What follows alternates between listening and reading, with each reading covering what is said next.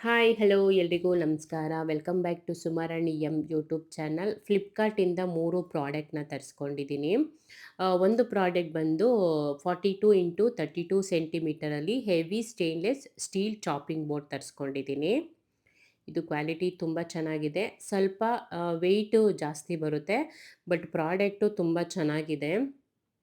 Counter top ಮೇಲೆ fix ಮಾಡಿಕೊಂಡು ಇಲ್ಲಾಂದರೆ ಡೈನಿಂಗ್ ಟೇಬಲ್ ಮೇಲೆ ಫಿಕ್ಸ್ ಮಾಡಿಕೊಂಡು ಆರಾಮಾಗಿ ತರಕಾರಿ ಎಲ್ಲ ಕಟ್ ಮಾಡ್ಕೊಬೋದು. ಮತ್ತು ನನಗೊಂದು ದೊಡ್ಡದಾಗಿ ಚಾಕು ಬೇಕಾಗಿತ್ತು. ಒಂದು ಚಾಕು ತರಿಸ್ಕೊಂಡಿದ್ದೀನಿ. ಅದ್ರ ಜೊತೆಗೆ ಪ್ಯಾಕ್ ಆಫ್ 4ಅಲ್ಲಿ ಫ್ಯಾನ್ಸಿ ಸ್ಪೂನ್ಗಳನ್ನ ತರಿಸ್ಕೊಂಡಿದ್ದೀನಿ.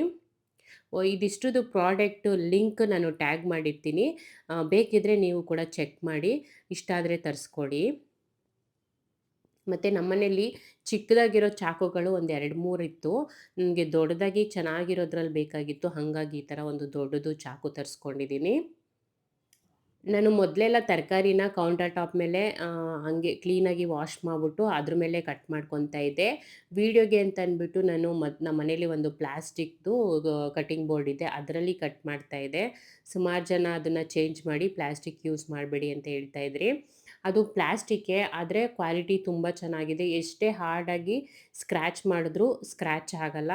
ಬಟ್ ಸುಮಾರು ಕಮೆಂಟ್ಗಳು ಆ ಥರ ಬರ್ತಿತ್ತಲ್ವ, ಸೊ ಅದಕ್ಕೆ ನಾನು ಚೇಂಜ್ ಮಾಡೋಣ ಅಂತ ಅಂದ್ಬಿಟ್ಟು ಈ ಒಂದು ಕಟ್ಟಿಂಗ್ ಬೋರ್ಡ್ನ ತರಿಸ್ಕೊಂಡಿದ್ದೀನಿ. ತುಂಬ ಚೆನ್ನಾಗಿದೆ. ಚಾಕುನೂ ಅಷ್ಟೇ ಕ್ವಾಲಿಟಿ ತುಂಬ ಚೆನ್ನಾಗಿದೆ. ಇದನ್ನು ಕೌಂಟರ್ ಟಾಪ್ಗೆ ಫಿಕ್ಸ್ ಮಾಡ್ಕೊಬೋದು. ಹಾಗೆ ಡೈನಿಂಗ್ ಟೇಬಲ್ ಮೇಲೆ ಇಟ್ಕೊಂಡು ಆರಾಮಾಗಿ ಕೂತ್ಕೊಂಡು ತರಕಾರಿ ಎಲ್ಲ ಕಟ್ ಮಾಡ್ಕೊಬೋದು.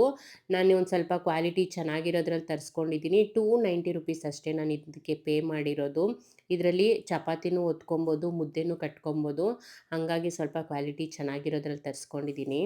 ಚಾಕುಗೆ ₹160 ಪೇ ಮಾಡಿದ್ದೀನಿ. ಮತ್ತು ಸ್ಪೂನ್ಗೆ ಒಂದು ಪ್ಯಾಕಲ್ಲಿ 4 ಬರುತ್ತೆ. ಅದಕ್ಕೆ ನಾನು ₹90 ಅಷ್ಟೇ ಪೇ ಮಾಡಿರೋದು. ಮೂರದ್ದು ಕ್ವಾಲಿಟಿ ಚೆನ್ನಾಗಿದೆ. ಪ್ರಾಡಕ್ಟ್ ಲಿಂಕ್‌ನ ಟ್ಯಾಗ್ ಮಾಡಿರ್ತೀನಿ. ನೀವು ಡಿಸ್ಕ್ರಿಪ್ಷನ್ನ ಚೆಕ್ ಮಾಡಿದ್ರೆ ಗೊತ್ತಾಗುತ್ತೆ. ಬೇಕಿದ್ರೆ ನೀವು ಕೂಡ ಬುಕ್ ಮಾಡಿ ತರಿಸ್ಕೊಳ್ಳಿ. ಹಸಿ ಅವರೆಕಾಳಿಗೆ ತರಕಾರಿ ಹಾಕ್ಬಿಟ್ಟು ಅವರೆಕಾಳು ಸಾಂಬಾರನ್ನ ಮಾಡ್ಕೊಂಡಿದ್ದೀನಿ. ಇದನ್ನು ಡೈರೆಕ್ಟಾಗಿ ಒಗ್ಗರಣೆ ಹಾಕ್ಕೊಂಡು ರುಬ್ಬಿರೋ ಮಸಾಲೆನೆಲ್ಲ ಹಾಕ್ಕೊಂಡು ಒಂದೇ ಸಲ ಕೂಗಿಸ್ಕೊಳ್ಳೋದು. ಮಾಡೋದು ತುಂಬ ಸುಲಭ, ಹಾಗೆ ರುಚಿಯಾಗೂ ಇರುತ್ತೆ. ಬನ್ನಿ ನಮ್ಮ ಮನೇಲಿ ನಾವು ಹೇಗೆ ಮಾಡ್ತೀವಿ ಅನ್ನೋದನ್ನ ತೋರಿಸ್ತೀನಿ. ಫಸ್ಟು ರುಬ್ಬಿಟ್ಕೊಬೇಕು.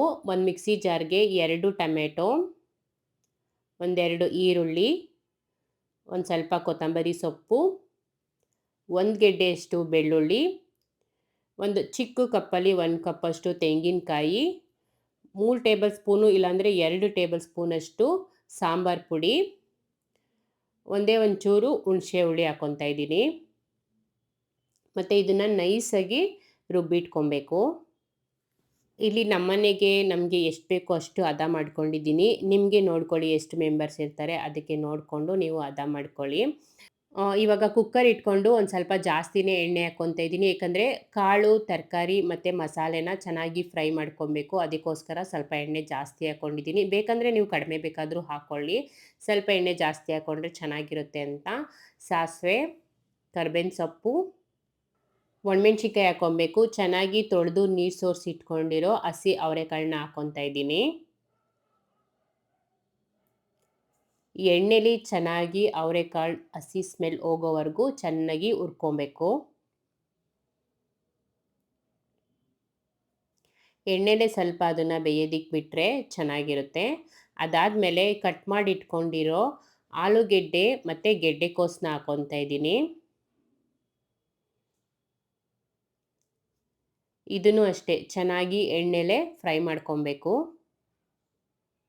ಒಂದು ಸ್ವಲ್ಪ ಎಣ್ಣೆಲಿ ಬೆಂದಾದಮೇಲೆ ಚೆನ್ನಾಗಿ ತಿರುಗಿಸ್ಕೊಂಡು ರುಬ್ಕೊಂಡಿರೋ ಮಸಾಲೆನ ಹಾಕ್ಕೊಬೇಕು.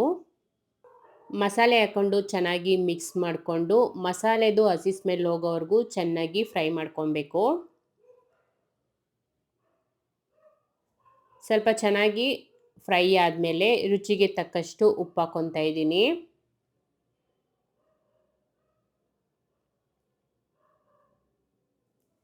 ಮತ್ತು ಬದನೆಕಾಯಿನ ಉಪ್ಪಲ್ಲಿ ಚೆನ್ನಾಗಿ ತೊಳೆದು ಹಾಕ್ಕೊತಾ ಇದ್ದೀನಿ. ಬದನೆಕಾಯಿನ ಲಾಸ್ಟಲ್ಲಿ ಹಾಕ್ಕೊಬೇಕು. ಇವಾಗ ಎಷ್ಟು ಬೇಕೋ ಅಷ್ಟು ನೀರನ್ನು ಹಾಕ್ಕೊಂಡು, ತುಂಬ ತೆಳ್ಳಗೂ ಇರಬಾರ್ದು, ಸಾರು ತುಂಬ ಗಟ್ಟಿನೂ ಇರಬಾರ್ದು, ಒಂದು ಮೀಡಿಯಮ್ ಅದಕ್ಕೆ ನೀರನ್ನ ಮಿಕ್ಸ್ ಮಾಡಿಕೊಂಡು ಕುಕ್ಕರ್ ಮುಚ್ಚಳ ಮುಚ್ಚಿ 1-2 ವಿಷಿಲ್ ಕೂಗಿಸ್ಕೊಂಡ್ರೆ ಸಾಕಾಗತ್ತೆ.